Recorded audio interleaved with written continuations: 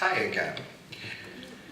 As you've heard today, James Tidwell was the Executive Secretary of the Illinois Journalism Education Association for nearly 20 years, a professor for hundreds of advisors each summer with his online advising student publications classes, a media law consultant on everything from copyright to libel, and a dear friend to high school journalists and their advisors.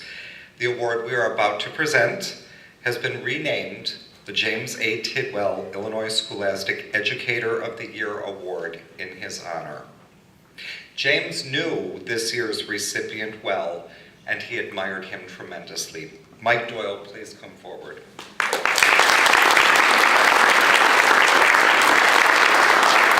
Mike Doyle will retire this year from his position as yearbook and newspaper advisor at Belvedere North High School. His publications are award-winning, and his students go on to study journalism or to use the skills that they have learned in his classes in a variety of ways. And for all those things, Mike is revered.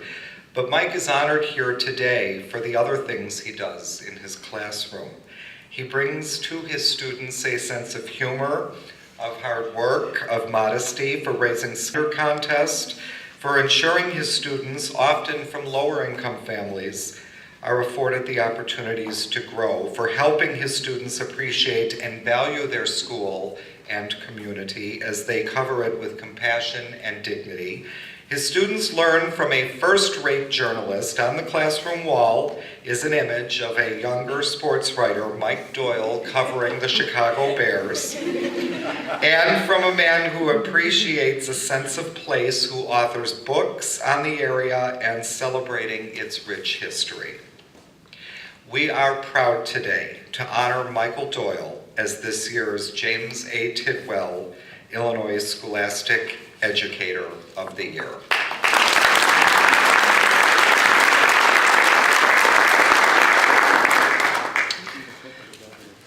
I'm an emotional person, so let me see what we do with this today. I read this to my students last night, and I had them in tears too. So I'd like to start by thanking the IJA and its board of directors for this truly wonderful recognition. I'm truly honored and humbled to be the first journalism educator of the year with James Tidwell's name, and I know that means something. I might say I'm beyond words, but of course I'm a writer, a wordsmith, as I like to tell my students, and I do have a few words to say. I first got to know James at the JEA and SPA National Convention in St. Louis in 2008. I was a new member of the IJEA board, and I attended the Saturday Advisors Luncheon. As I looked around the room for familiar faces, one of those was James, whom I had met only once before.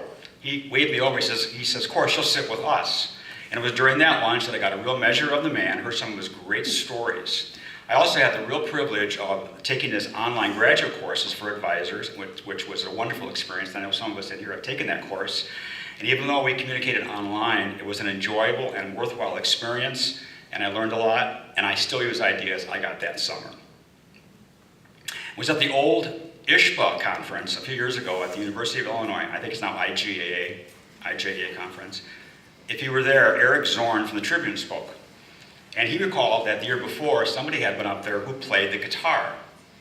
Well, not to be undone, Zorn broke out his banjo and began to play his banjo. And he played well. Those of you who were here last year, when Lori Belong was named the Journalism Educator of the Year, will recall how she punctuated her points with songs from greeting cards. Well, today there are no instruments and no cue cards. All you get is me. So you might say I have ink in my blood. I remember making a neighborhood newspaper when I was about 8 or 9, selling to my neighbors. Yep, we did that. When most boys asked for model airplanes and catcher's mitts for their birthdays, I grew up in the 1950s, remember? I asked for a typewriter. I'm a proud graduate at Rockford East High School. I was the sports editor of the East Highlights, and I was showing Brittany these this morning. This is my newspaper. This is my column, the 5th quarter. The advisor was Joan Schmelzley, and some of you may know that name. What a wonderful advisor. She was a long-time journalism advisor who could quiet a rowdy a class with one stare. Amazing. She was a great teacher, and I credit her for pointing me in the right direction. From East High, I went on to the University of Wisconsin-Whitewater, where I had hoped to write for the Royal purple newspaper. Unfortunately, I didn't have the similar experience with an advisor as I had in high school.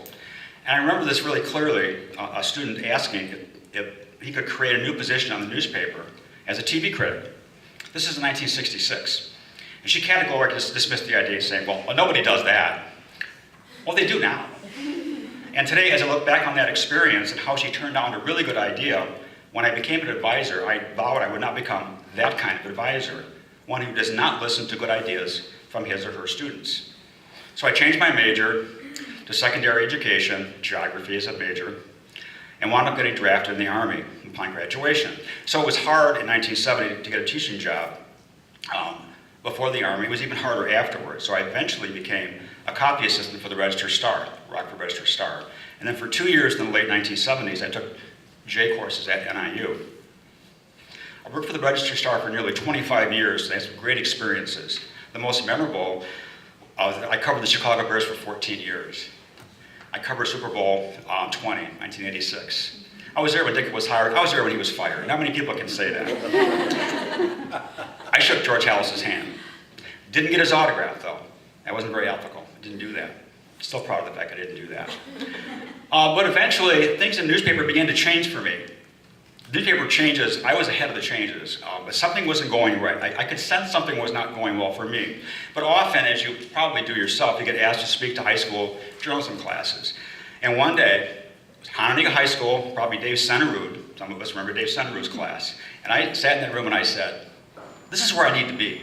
This is where I want to be. So I updated my credentials. In September 1999, I started as a scholastic journalism teacher at Belvedere High School. My first year, I had 1 yearbook class and 4 newspaper classes. When I asked one of the newspaper students why he took the class, he said, well, when I asked what were you doing in newspaper class, the counselor said, well, you just probably sit around and read newspapers. Right, all day long, reading newspapers. I like to tell my students, I like to get my students to know me, and one of the things I tell them is that I'm half Italian.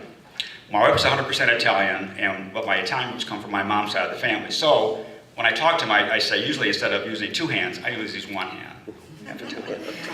But I'm very, very proud of my Italian heritage. I've been to Italy and Sicily twice, and I got to visit the hometown of my grandparents. That was quite moving for me.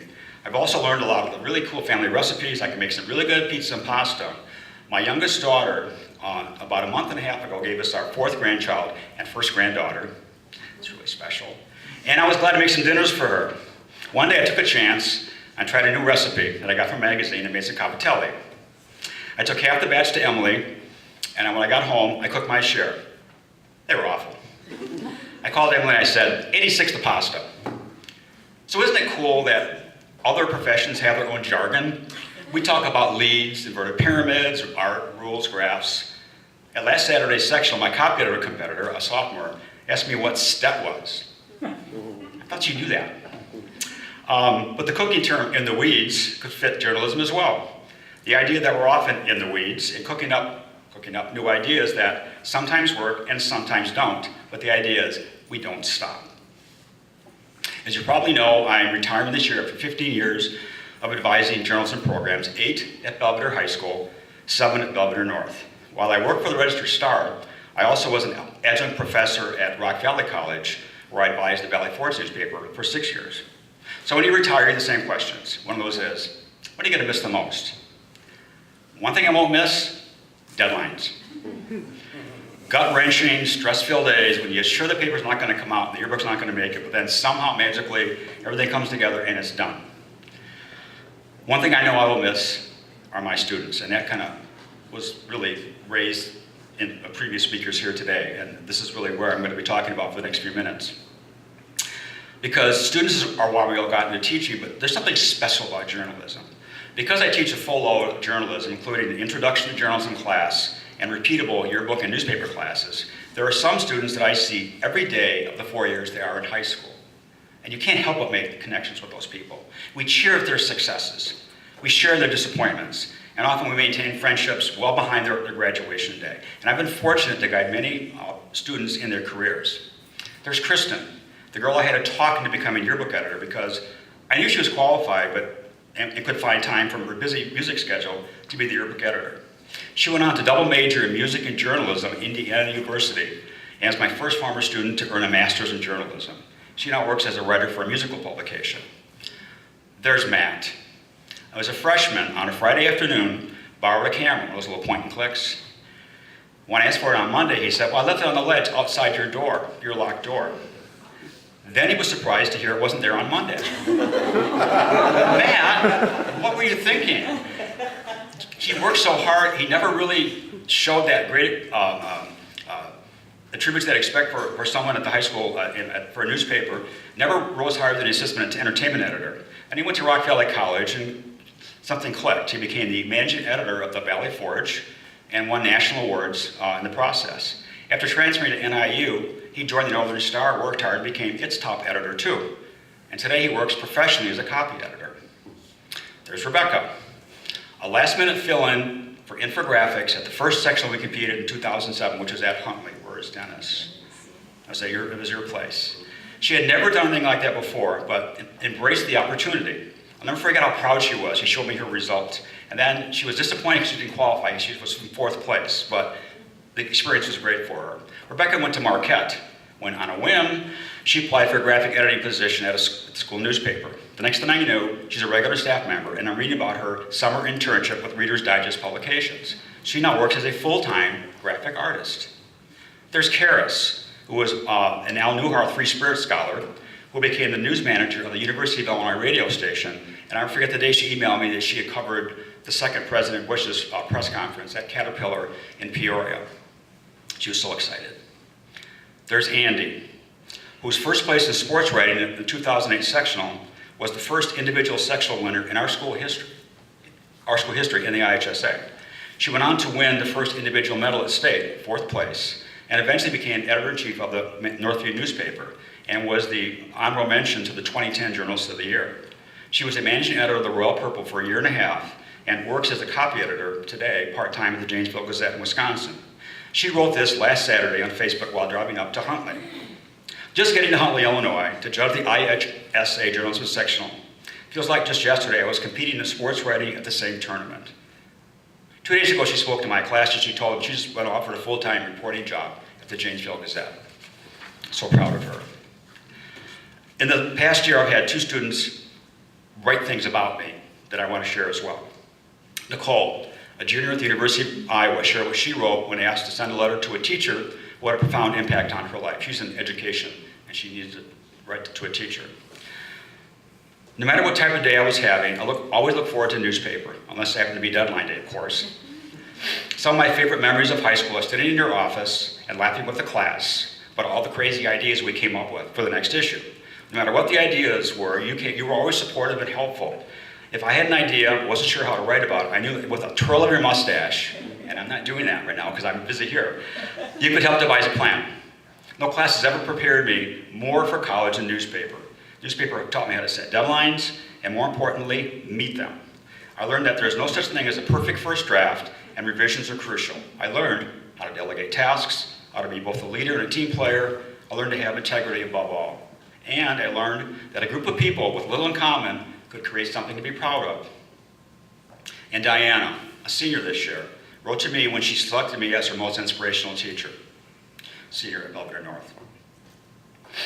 I came to you freshman year as a shy girl, told by society that she should be embarrassed about her financial situation. That embarrassment affected other aspects of my life, including the confidence in myself that I could thrive and survive. But you, Mr. Doyle, saw something in me that I had forgotten was inside of me, something I wasn't sure even existed in me anymore. That something was potential. Intro to Journalism was the best day of my freshman year, and I know now it was because of your continual encouragement and making it known to me that I had the potential to be a leader in the journalism program. You changed the course of my life, Mr. Doyle, and I'm eternally grateful for that. I take great pride in my reading about my newspaper recent successes as well. My last year co-editors of the newspaper, Danielle is at DePaul, where I just wrote a recommendation for her to become the opinions editor. She got straight A's last quarter and won a prestigious writing award as a freshman. Connor is a freshman at Harvard and writes for the Harvard Crimson. We covered an event that included President Obama. I actually got to tour the Harvard Crimson when we went to the convention in Boston. In accepting this award, I'm accepting it on behalf of all advisors, all of you, all of us, and all of our students, those with smudges of newsprint on our fingers as we hand that paper out. Because I know you've had similar experiences to me, and I know how hard you work to promote your programs. Just at last week's section at Northern, Jill Flanagan of Bartlett told me about a former student, now a successful journalist, who was leading the fight to change the district's mind about cutting journalism programs at her school. And Linda Howard of Galena talked about a student with a passive interest in journalism in high school who blossomed into a great feature writer for the Northern Star at NIU. I also learned from Brittany Glidden that Rockford East High School's journalism program has grown so much that they need more teachers. Just a few years ago, the Rockford District was going to eliminate all journalism classes. Thinking about leaving has been hard for me. A year ago, I told Izzy, one of my freshman students, that I was sad. Why, she asked. I said, because I'm not going to be here for your last 2 years. This girl will be named editor-in-chief of the Northview at our Journalism Awards dinner on Monday. In conclusion, I want to bring up James Tidwell's name once again. I was moved when I read the Chicago Tribune's feature obituary of James, which was written by Ted Gregory, a former student at EIU and a Pulitzer Prize winner. How proud James' family must be.